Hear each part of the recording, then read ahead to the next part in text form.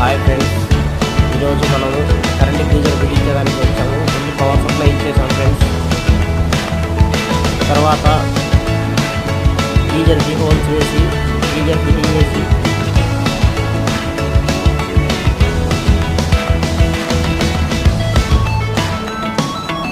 చూడండి ఫ్రెండ్స్,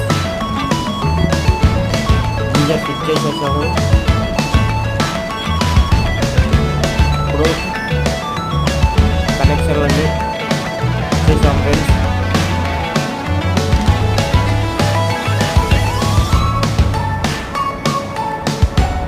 ఇప్పుడు plug పెట్టేస్తున్నాం friends.